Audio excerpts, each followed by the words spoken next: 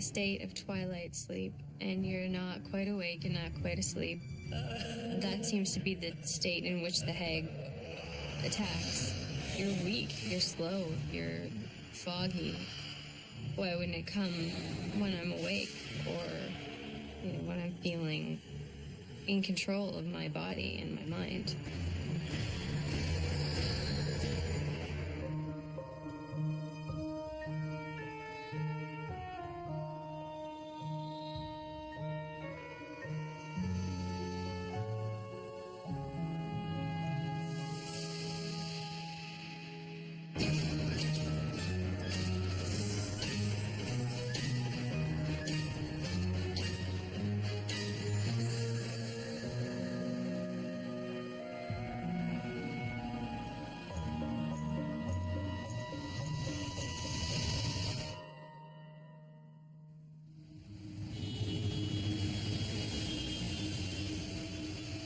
I left home very young because my parents, my mother couldn't handle me, and I spent like 4 years in and out of the CAS, and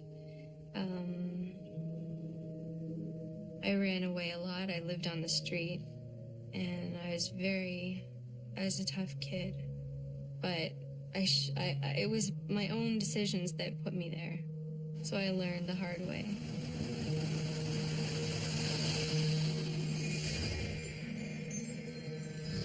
I'm Lawrence Chow. Today in Ghostly Encounters, we meet Kat, a woman who knows all too well the European folklore that spawned the term hag-ridden. Folklore describing witches that climb onto sleeping humans to terrify and sometimes to kill. Kat's trouble started when she was young. She came from a dysfunctional family, had a baby at 18, and spiraled into an obsession that nearly took her life. I first started having anorexic symptoms when I was about 14 years old, and it progressed slowly over time. I was at a point where I was so malnourished that my hair was falling out. My nails were falling off. I had lost control of a lot of bodily functions, and if you had asked me, what's your name, it would take me like 5 minutes to answer you because I was just so starved.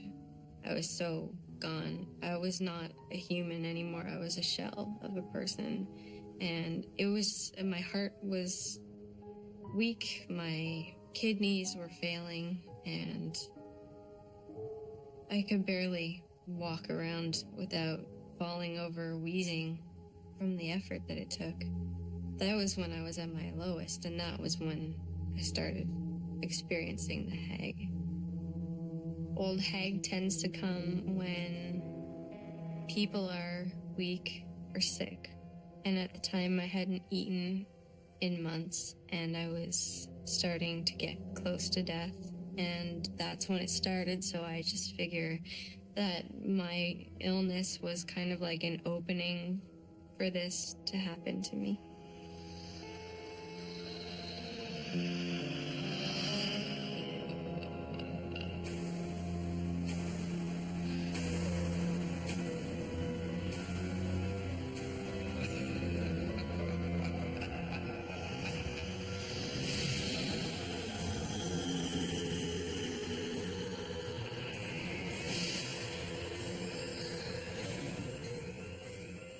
The first time it happened, I was sleeping and woke up because I felt a hand on my leg, and I realized that I couldn't move. And I remember looking down at my leg and feeling a hand and not seeing it, and I kind of panicked, but I couldn't even yell or scream because my vocal cords were paralyzed, and then I just drifted back to sleep. It was so fleeting and so strange that I never expected to ever experience something like that again. So then when I did, it was pretty shocking.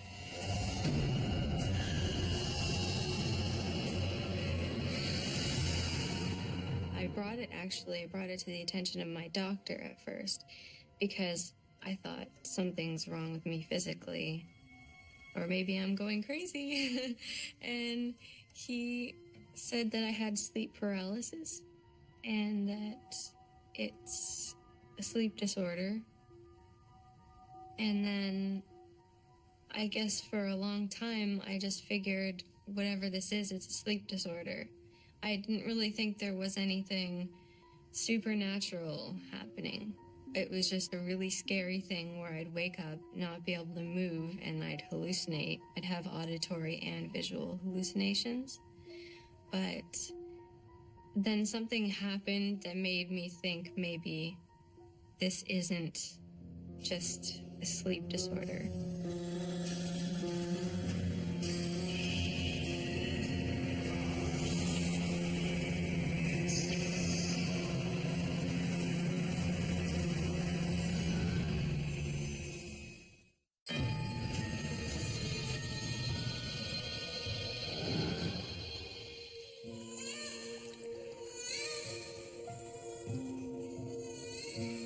I got married to my daughter's father, but him and I split up, and she and I had to live, what's the nice word for it? We had to live in a hellhole with bugs and crackheads and guns and drugs, and I was on welfare, and I had nothing. I just had her and me, and trying to recover from the eating disorder and this thing attacking me in my sleep, and I just was at my very lowest at that point. So I gave my daughter to my mother, and I asked her to take care of her so I could go to school. My daughter definitely saved my life because I was barely wanting to eat when I got pregnant, and then I had another reason to eat. She was another person that I was responsible for, and so I ate for her, not for myself.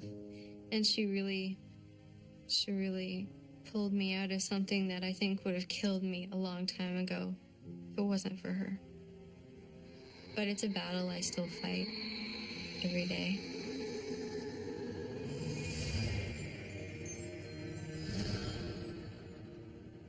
In folklore, hags often prey on the weak and the sick. A single visit from a hag rarely kills, but if the hag comes back night after night, that may be a different story. Our historical consultant, Dina Bain-Taylor, tells of a study done in Newfoundland in which a previously healthy man was hagged for more than a month and nearly died. Kat only saw the hag sporadically at first, but those visits quickly became more frequent and more threatening.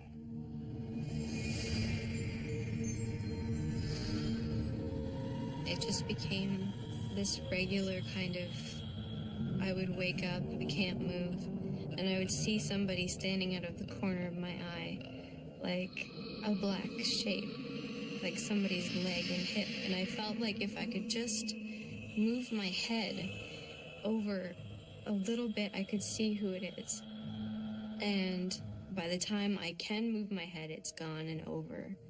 So, but I have this feeling like this weight, like I'm being held down. It feels like so malevolent, so scary. When you're in a state of twilight sleep and you're not quite awake and not quite asleep, that seems to be the state in which the hag attacks. You're weak, you're slow, you're foggy.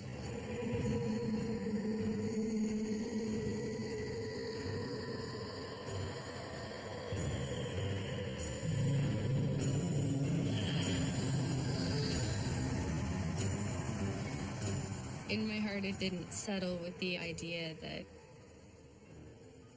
that this was simply sleep paralysis and that's the end of it. There just always felt like there was something more happening. I know that the human mind is powerful and that we can have some pretty strong experiences because of our brains, but this was just beyond anything I think my brain could cook up, so.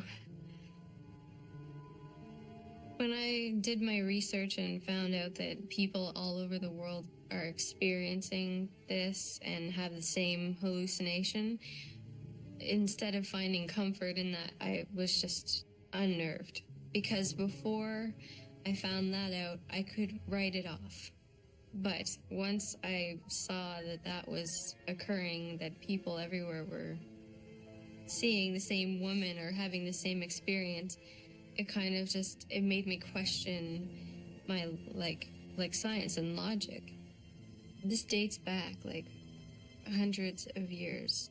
And, I mean, they have old depictions of it, paintings of, like, weird demons and things sitting on sleeping women.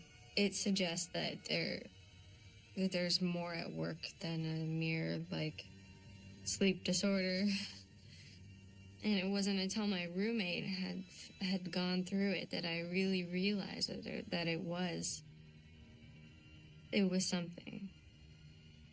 She moved in with me in September, and I told her about it then, and she kind of shrugged it off and just said whatever. And then about 3 weeks after she moved in, one night I had the hag experience, and I got up and went to the bathroom, washed my face off, and went back to bed because I had a class in the morning, and I was so used to it at this point that it was just like, I just need to stand up, get it off, and go back to bed. And then after I got back in bed, like 10 minutes later, she came tearing into my bedroom, screaming and crying about an old woman sitting on her chest. And I just said, well, I told you. And she got in bed with me, and she cried for hours. And every night for about 2 weeks after that, she slept in my bed with me. She was too scared to go to her own room. As the years have passed, it's become every other day, every day. It was just pure evil, like pure malevolence.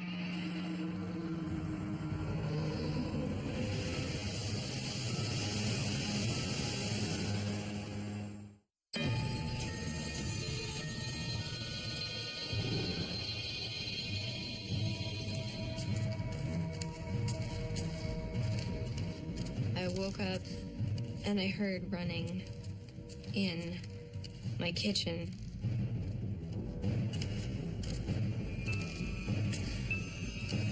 My daughter came in the room and she said, "Mommy, I'm so scared. There's somebody in the kitchen. Can I sleep with you?" And I kind of just grunted, because I couldn't really move.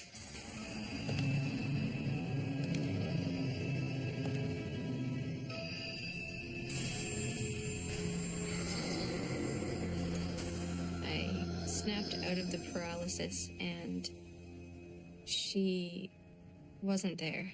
She wasn't even at my house at the time. She was staying with my mom. I felt so terrified because this was my child being presented to me, and she was talking to me, and I felt really violated. Like, this is a family member, but it's not even them. It's something that looks like them, sounds like them, but it's not them. It was a really horrible feeling. It was just like, it was just pure evil, like pure malevolence.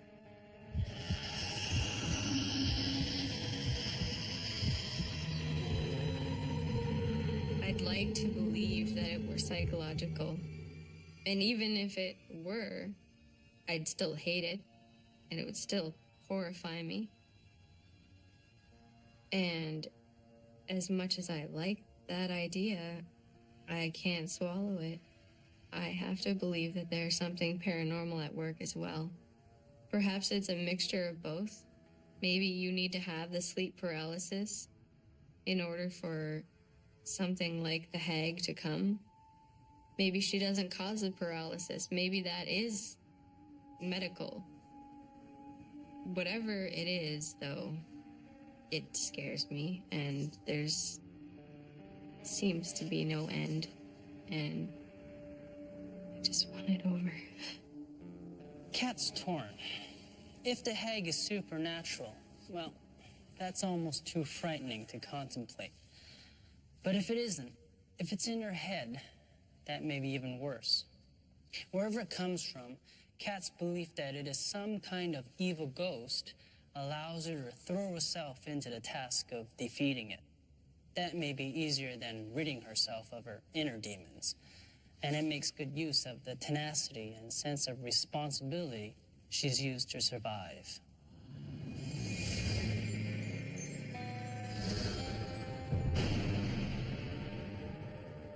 It was very sporadic, maybe once every month, maybe once every 2 months.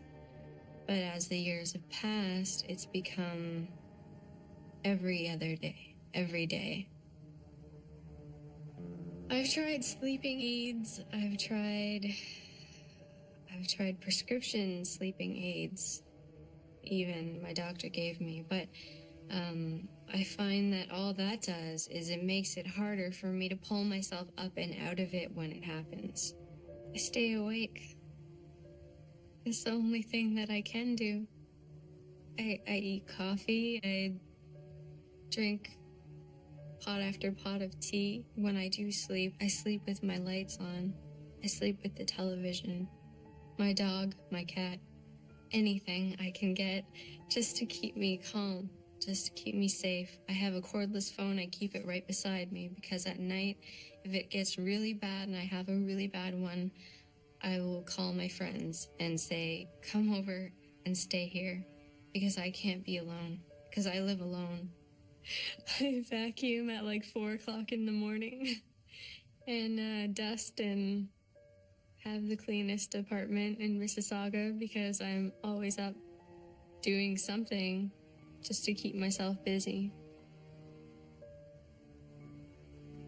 The anticipation of waiting for nightmares and hags is almost worse than the hag itself because you're on this weird edge. You're just uptight for hours. And on the nights that nothing happens, then no hag comes and no nightmares come, I'm half awake, waiting that whole night, just waiting. And afraid to get sleep, because if I get sleep and then I remember how glorious sleep can be, then when it comes again, I'm gonna be even more depressed that I'm not sleeping. I'm just terrified.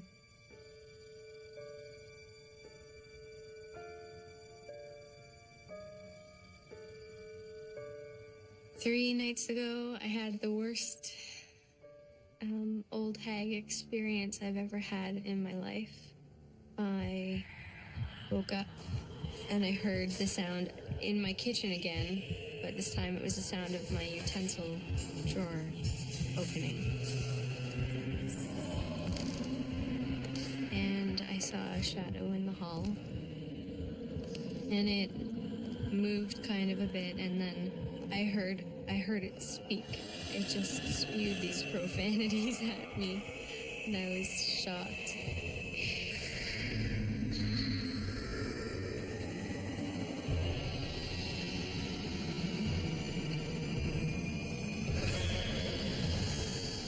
It felt like somebody was pushing my head down into the pillow, and I couldn't breathe, and it took me it took a lot to fight and get myself moving again so that I could lift my head, and that really scared me. Anorexia is a devastating disease that completely eats your mind away. And that's, I guess, where it might be a little bit similar to the Hag experience, because the Hag experience does eat your mind because you're not sleeping. And sleep deprivation can make you feel really confused and slow and stupid, a lot like starving.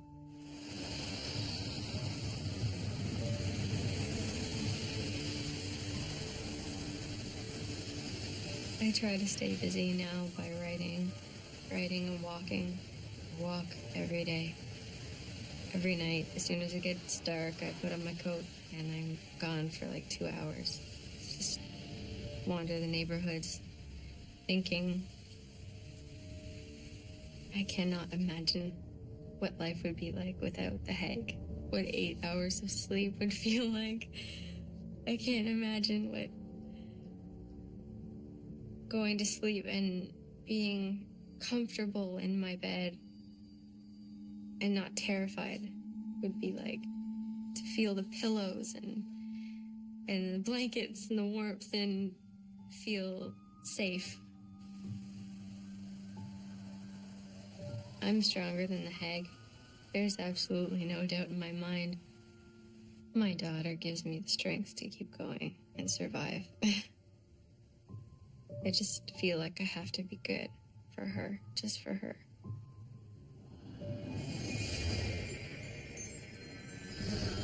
When Kat was interviewed for this show 4 months ago, her courage touched many of our crew members. One of them had an idea, and one thing led to another. And 6 weeks ago, Kat went for help. Last week, she came back into our studio to talk about that. The night before I went for the intervention, there was a lot of hell. It was the worst night of my life. I had Hags constantly, like every 2 minutes. I had probably like 50. And the person who was staying with me who was taking me to the intervention the next day, he felt things touching him, pulling on his hair. And I felt things touching me and pulling on my hair. And my pets were going crazy, running around the apartment, barking and meowing, and just, they wouldn't settle down. And I had visions and I was seeing things, and just, it was like the entity knew it had to leave, and it was using every last bit of energy it had left to try to scare me out of going to get help. So it was using its full force against me.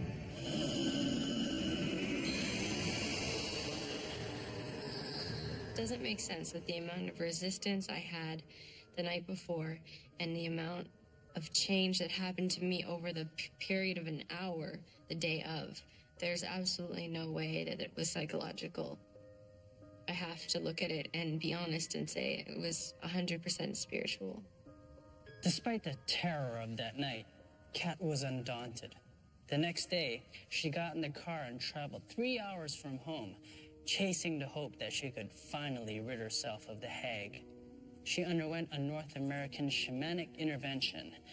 It was a process steeped in ritual, and as you can see, it was the ammunition Kat needed to fight the Hag. It felt like morphine or something, some kind of like overpowering drug. I just felt my like I had vertigo, and I felt this pain, and I just like felt like screaming, and they said just scream and let it out because that's part of it. And I remember saying, I feel like you're pulling things out of me, and they said that's because we are. And I cried a lot, and then it was only about 3 minutes of that, and then all of a sudden this warmth came into me, this beautiful warmth, and I felt so calm and peaceful. I feel like so good sleeping. It's just amazing. Sleep is so... I can't explain it. It's just been the most beautiful experience for me. Going to bed at night with a smile on my face as opposed to clutching my blankets in fear is made the biggest difference. It has made a huge difference in my life, and I just feel like a brand new person.